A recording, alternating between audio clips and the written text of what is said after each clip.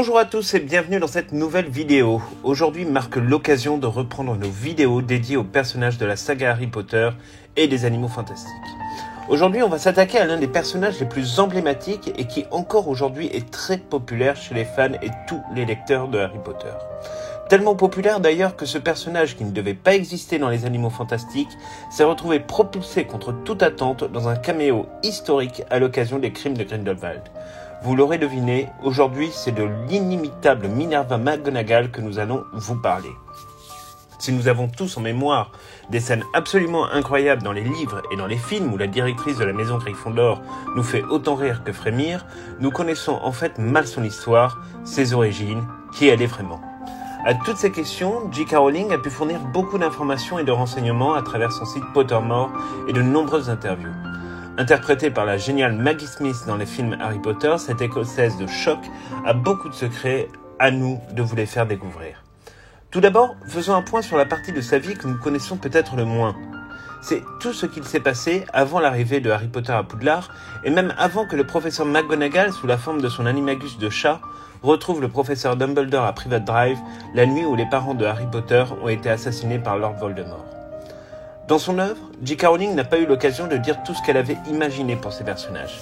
Et pourtant, que ce soit la généalogie ou la vie en dehors de l'école de ses professeurs, Rowling, comme à son habitude, a imaginé mille et une histoires qui sont venues par la suite, et par le biais notamment de Pottermore, nourrir toute une communauté de fans et de lecteurs qui souhaitent s'immerger toujours plus dans cet univers passionnant.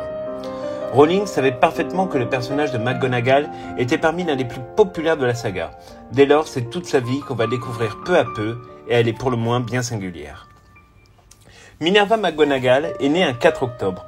La date, aujourd'hui, n'est plus précisée dans sa biographie officielle. Auparavant, il s'agissait du 4 octobre 1935, mais elle est née a priori, effectivement, maintenant à la fin des années 40. Cette date, devenue bien mystérieuse, s'explique notamment par l'imbroglio causé par les crimes de Grindelwald. Elle grandit dans les Highlands d'Écosse, d'où une partie de son caractère, certes chaleureux, mais parfois aussi un peu rugueux. Elle est née dans une famille de sang mêlés. En effet, si sa mère est bien une sorcière, son père est un moldu et pasteur presbytérien. Elle découvrira au fur et à mesure de son enfance ses dons de sorcière et recevra ensuite sa lettre d'acceptation à Poudlard. Si McGonagall ne vient pas à proprement parler d'une famille de sang pur, il faut savoir néanmoins que ses parents ont eu bien des difficultés et des embûches pour parvenir jusqu'à un mariage heureux, et cette histoire est intéressante car elle nous en dit beaucoup sur la personnalité de la future directrice de Poudlard. En effet, le révérend Robert McGonagall, donc son père, était tombé très jeune sous le charme de la jeune Isobel Reis, qui habitait dans le même village. Évidemment, Robert n'avait absolument aucune idée de la nature magique de la famille Ross, et tout le monde pensait que les longs mois de disparition d'Isabelle étaient dus à une scolarité dans un lointain pensionnat de jeunes filles très riches en Angleterre.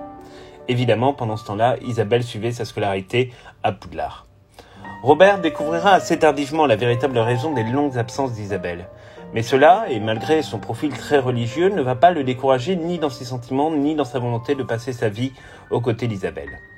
Seulement, les parents d'Isabelle, qui sont tous les deux sorciers, ne voyaient pas l'union de leur fille avec un moldu de manière très positive. Ils se sont même opposés à cette relation, qui peu à peu deviendra secrète jusqu'à leur 18e anniversaire. C'est à ce moment-là que Robert et Isabelle vont prendre la fuite et se marier en cachette. Ceci déclenchera d'ailleurs la fureur des parents de chaque côté, mais rien n'y fera. À ce moment-là de l'histoire des parents de McGonagall, Robert ne sait toujours pas que sa femme est une sorcière qui excellait aussi bien dans les cours de sortilège à Poudlard que en conciliant des études brillantes et également une carrière de capitaine de l'équipe de Quidditch de Serdaigle absolument phénoménale. C'est dans ce contexte-là que Minerva McGonagall va donc naître. C'est à partir de ce moment-là que l'histoire du couple va commencer à basculer. Isobel ressentait un manque important de sa famille et elle souhaita d'ailleurs nommer sa fille en hommage à sa grand-mère qui était une sorcière très connue. Cela occasionnera d'ailleurs quelques tensions dans le couple et plus largement dans le voisinage qui se demandait bien d'où venait ce prénom étrange de Minerva. Isobel, il faut le savoir qu'elle vivait mal la séparation du monde magique et de sa famille, si bien qu'elle va finir par tomber dans une forme de dépression. D'autant plus que Minerva développa très tôt quelques talents pour la magie qu'elle choisit de dissimuler à Robert en s'isolant de plus en plus avec sa fille, quitte à ne plus sortir de sa chambre. Petit détail d'ailleurs intéressant sur les dons de Minerva, qui est encore alors un bébé, c'est que même avant de parler, elle avait une relation très particulière avec le chat de la famille, qui lui obéissait d'ores et déjà au doigt et à l'œil, alors qu'elle n'avait pas encore le don de parler. Isobel était dans une détresse totale et devait se résoudre finalement à avouer la vérité à son mari. Il faut savoir qu'à cette époque-là, le code du secret international magique est encore très présent dans l'esprit des sorciers et des sorcières du monde magique en Grande-Bretagne. Ce qui fait que parfois les époux ne savent pas toute une vie que leur femme est une sorcière et vice-versa. C'est quelque chose qui restait encore du domaine du secret. Néanmoins, devant l'étendue des pouvoirs de Minerva, qui effectivement a déclenché un certain nombre de petits incidents magiques, Isobel va devoir se résoudre effectivement un jour au milieu d'une crise à saisir sa baguette magique en dévoilant l'étendue de ses pouvoirs. Robert ne changera pas ses sentiments pour autant. Néanmoins, il sera choqué par le fait de ne pas avoir su la vérité plus tôt et la confiance entre les parents du professeur McGonagall va se révéler être complètement brisée. Néanmoins, 2 frères viendront rejoindre Minerva et seront tous les 2 également des sorciers. Le jour de son 11e anniversaire, Minerva McGonagall reçoit sa lettre d'admission à Poudlard et c'est ainsi que son histoire dans le monde des sorciers va commencer. Lors de son arrivée à Poudlard, McGonagall est placée à Gryffondor lors de la cérémonie de répartition. Elle est néanmoins ce qu'on va appeler, un peu à l'instar de Harry Potter, un chapeau flou. C'est-à-dire que le chapeau magique va hésiter à envoyer McGonagall à Gryffondor ou à Servaigle, et cette hésitation va durer très très longtemps puisqu'elle va durer plus de 6 minutes. Et puis ce fut finalement Gryffondor qu'elle choisit. Très rapidement, et à l'instar de sa mère, elle se révèle être une très grande sorcière, douée notamment à la fois pour la métamorphose, mais également pour le Quidditch, qu'elle pratique évidemment dans l'équipe de Gryffondor. Et à l'occasion de sa scolarité à Poudlard, elle va récolter des notes impressionnantes, que ce soit à ses buses ou à ses aspics. Elle deviendra également préfète en chef et lauréate du prix du meilleur jeune espoir décerné par le mensuel de la métamorphose. Il faut dire que selon la biographie officielle, elle a eu un professeur extrêmement doué en la personne d'Albus Dumbledore lui-même, qui était donc professeur des métamorphoses. Vous l'avez tous vu que dans les crimes de Grindelwald, Dumbledore enseigne la défense contre les forces du mal. Seulement, on ne sait pas si Dumbledore, dans l'idée originelle qui était celle de J.K. Rowling, avait d'abord enseigné la défense contre les forces du mal avant d'enseigner la métamorphose. Ça, c'est pas tout à fait dit, mais il est tout à fait possible qu'après la visite du ministère de la magie et notamment des horreurs du département de la justice magique dans les crimes de Grindelwald, il a été déchargé de cette fonction pour être mis comme professeur de métamorphose. Ce professeur, extrêmement doué, effectivement, puisque c'est Albus Dumbledore, va également apprendre à McGonagall à devenir un animagus sous la forme d'un chat tigré. Ses camarades de classe de l'époque ne sont autres que 2 de ses futurs collègues, à savoir Filius Flitwick, qui sera le professeur de sortilège, et également Pomona Shorave, qui sera la professeure de botanique. À la fin de ses années d'études, Minerva va décider de retourner un dernier été chez ses parents avant d'intégrer le ministère de la magie, et plus particulièrement le département de la justice magique. Pendant ses vacances, elle va tomber sous le charme d'un jeune moldu du nom de Dougal McGregor. Très rapidement, Dougal va la demander en mariage et Minerva acceptera. Néanmoins, le positionnement qui est celui de Minerva à cette époque-là de sa vie, c'est de privilégier évidemment sa carrière. Donc elle part à la rentrée pour Londres afin de prendre possession de ses nouvelles fonctions. Il faut savoir qu'elle ne se plaît pas véritablement, elle goûte assez peu la vie londonienne et son environnement de travail. Il faut dire qu'elle travaille avec des sorciers qui ont une certaine appréhension vis-à-vis des moldus. Et ceci, Minerva a du mal à l'accepter tant elle adore aussi bien son père que son futur mari, avec qui elle entretient une correspondance assez importante jusqu'à ce que cette correspondance commence peu à peu à se réduire. Néanmoins, comme toujours, elle va exceller dans son travail et elle va se faire rapidement remarquer. Après 2 années passées au ministère de la magie, et malgré que son chef de service de l'époque lui propose une très belle promotion, elle choisit de retourner dans son Écosse natale qui lui manque terriblement. C'est alors que lui vient l'idée de postuler à Poudlard en demandant à Dumbledore si elle ne pourrait pas devenir enseignante. La réponse ne se fait pas attendre puisque le hibou revient seulement quelques heures après son envoi et elle devint la nouvelle professeure de métamorphose sous l'autorité évidemment d'Albus Dumbledore qui était devenu directeur de l'école. C'est ainsi que sa carrière professorale va débuter et très rapidement Minerva va démontrer à la fois des capacités pédagogiques absolument hors normes combinées à une rigueur sans limite. Pendant cette époque, elle continue à entretenir une petite correspondance avec Dougal McGregor. Cependant, elle va apprendre peu de temps après son arrivée à Poudlard par sa mère que ce dernier aura finalement décidé d'épouser une autre femme.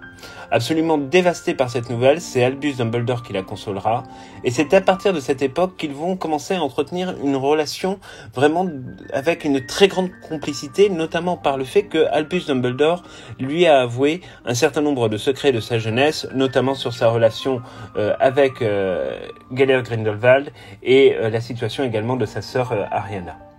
Pendant la première guerre des sorciers, Minerva va se tenir un peu en dehors des combats et ne participera pas étonnamment à l'ordre du Phénix. Elle souhaite continuer à rester loyale au ministère de la magie et préfère se concentrer sur ses activités de professeur. Néanmoins, ce n'est pas parce qu'elle ne rejoint pas l'ordre du Phénix qu'elle est l'une des partisanes de Lord Voldemort ou autre. Tout au contraire. En fait, elle va mener un certain nombre de missions de surveillance sous sa forme d'animagus de chat pour surveiller les partisans de Voldemort pour le compte des aurores du ministère de la magie. Cette première guerre des sorciers fut une catastrophe dans l'équilibre personnel de Minerva, qui, comme beaucoup de sorciers, va connaître la perte de plusieurs personnes proches d'elle. On peut noter notamment la mort de son frère, Robert, qui sera tué par des mange-morts, deux de ses élèves préférés, Lily et James Potter, qui seront assassinés par Lord Voldemort, et elle assistera également à l'assassinat de Dougal MacGregor et de sa famille dans une attaque anti-Moldu. Quelque temps plus tard, elle va épouser son ancien responsable au ministère de la magie, qui était plus âgé qu'elle. Il aura fallu plusieurs années de tentatives pour que Minerva accepte cette union. Ils s'installèrent tous deux à Préolard, ce qui permetta à Minerva de continuer sans difficulté à enseigner la métamorphose à Poudlard. De ce mariage, et compte tenu de leur âge, il n'y eut pas d'enfant. Son mari, Elphinstonk Urquhart, va décéder accidentellement à cause d'une tentacule vénéneuse un peu énervée, et tout ceci après 3 ans de mariage. Après ce décès, elle va retourner à Poudlard, dans la petite chambre attenante à sa salle de cours, et elle n'en bougera plus jamais. Les années passèrent et la seconde guerre des sorciers se fit jour, et c'est à ce moment-là qu'en fait Minerva va s'engager, cette fois-ci véritablement dans l'ordre du Phénix. Elle s'oppose avec véhémence au ministère de la magie, et notamment à un personnage aussi qu'on adore et dont on reparlera probablement dans une prochaine vidéo, à notre cher Dolores Ombrage. Elle ne cachait en effet pas son aversion pour les méthodes de la Grande Inquisitrice. Lors des événements de Harry Potter et le Prince de Sang-Mêlé, on découvre une Minerva combattante qui tente de se débarrasser des mange-morts qui avaient envahi Poudlard. À la suite du décès d'Albus Dumbledore, elle deviendra très brièvement directrice de Poudlard avant de céder sa place à Severus Rogue. Elle fit le choix de rester à Poudlard d'ailleurs pour protéger en fait du mieux qu'elle le pouvait à la fois les élèves et l'héritage de Dumbledore, bien que malmenée par les Carrows et par les partisans de Voldemort. Compte tenu de ses talents, d'ailleurs, Voldemort et les mange-morts vont préférer la laisser à proximité de Rogue et dans son poste de professeur de métamorphose, persuadés qu'un jour elle finirait par les rejoindre, et ceci fut évidemment une erreur funeste. Lors de la bataille de Poudlard, on se souvient de quelle manière Minerva McGonagall va s'opposer à Rogue et finalement s'en débarrasser à l'occasion d'une bataille dans la grande salle de Poudlard, et elle va mettre en place tous les instruments qui vont permettre de protéger le château afin de laisser le plus de temps possible à Harry Potter pour trouver les derniers Horcruxes. Elle affrontera même Voldemort peu de temps avant que ce dernier ne soit tué par Harry Potter. Elle survivra même à cet affrontement tant ses dons pour la magie était puissant et rapide face à une force brutale de Voldemort. D'ailleurs, on regrette vraiment que cette scène où il y a un affrontement entre Minerva McGonagall, Kingsley Shacklebolt et le professeur Slughorn contre Voldemort n'ait pas été retranscrite à l'écran dans la bataille de Poudlard, dans Harry Potter et les reliques de la mort, seconde partie. Donc, on se souviendra également de la scène où le professeur McGonagall va réveiller toutes les statues de Poudlard à l'aide du sortilège Pierdotum Locomotor. Mon Dieu, quelle scène, ça en était vraiment à nous donner des frissons. On la retrouvera quelques années plus tard, 19 ans précisément, dans son rôle de directrice de Poudlard, dans Harry Potter et l'Enfant Maudit, où elle incarne encore une fois cette posture si plaisante de figure morale et modérée, dont les actes et réflexions finalement vont toujours permettre d'amener des évolutions positives au niveau de ses interlocuteurs, et c'est vrai que c'est l'un des traits du personnage de McGonagall qui est peut-être le plus intéressant. McGonagall, au final, c'est l'un des personnages que l'on adorerait avoir comme professeur ou comme directrice. Il faut bien l'avouer, ce personnage est vraiment tellement populaire qu'il a d'ailleurs eu droit, comme on vous le disait au début de cette vidéo, à une nouvelle jeunesse dans les crimes de Grindelwald. Les producteurs ont probablement dû penser avec J.K. Rowling que la popularité du personnage était telle qu'une petite entorse à la biographie officielle était finalement loin d'être inimaginable. Beaucoup de fans ont hurlé de cette incohérence dans les dates. Bon, on peut comprendre, mais compte tenu du fait que cette entorse a été écrite et validée par J.K. Rowling elle-même, c'est qu'elle y voyait un intérêt. Comme souvent, il ne sert à rien d'être un puriste, le tout est de profiter de ce que J.K. Rowling nous apporte comme dose de magie au travers de ses écrits. Et franchement, inutile de se mentir, la retrouver le temps d'un caméo interprété par une actrice évidemment plus jeune que Maggie Smith, ça nous a vraiment procuré beaucoup de plaisir. Il est néanmoins peu probable que son personnage devienne récurrent dans les prochains volets des Animaux Fantastiques, quoique on n'est jamais à l'abri d'une surprise. Voici donc ce que l'on pouvait vous dire sur ce personnage absolument hors norme de Wizarding World. On espère que cette vidéo vous aura plu. N'hésitez pas à regarder nos autres vidéos qui vous sont proposées en suggestion et également à nous dire quels sont vos meilleurs souvenirs au sujet de McGonagall. Vous pouvez également vous abonner à notre chaîne pour être tenu au courant de toutes nos dernières vidéos. Voilà, c'est tout pour aujourd'hui et on se retrouve très bientôt pour de nouvelles aventures.